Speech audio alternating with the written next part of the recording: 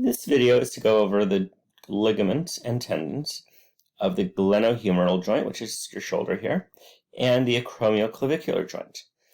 I'm going to go to full screen mode in a second, but I want to explain the controls. Play, rotates it. This rotates a little bit that way. This rotates a little bit this way. Another way you rotate it is you just go here, grab it by clicking the mouse, and I can rotate. You'll notice there's color pluses that pop on and off, and they stay static up here. These are landmarks of different parts of the scapula, and it'll tell you what they are up here. The last one is not anywhere.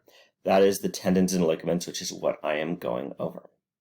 So I'm going to go to full screen.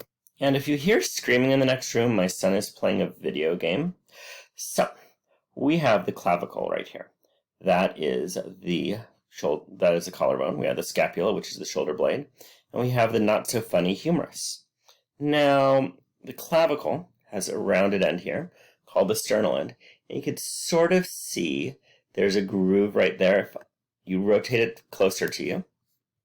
So there's that little notch. This notch is forming a saddle joint with the manebrium of the sternum. So we have the sternal end right here.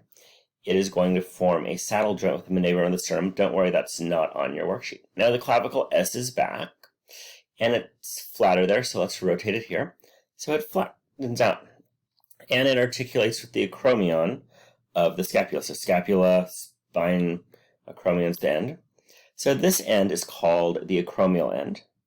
And this is ligament attaching the two is the acromial clavicular ligament. Ligaments are actually really well named.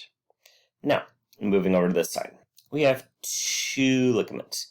This one is going from the coracoid process to the inferior part of the scapula, the inferior part of the clavicle.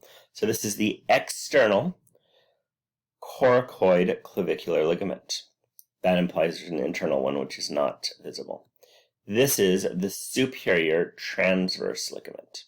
So those are the ligaments attaching the scapula to the clavicle.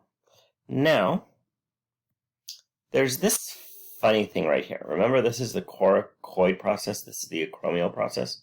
This is the Coraco acromial ligament. I am not sure why it's not labeled the other way around, but they're attaching the two. And I'm going to rotate it a little bit more. This thing right here, see if I could see it from the other side. Nope.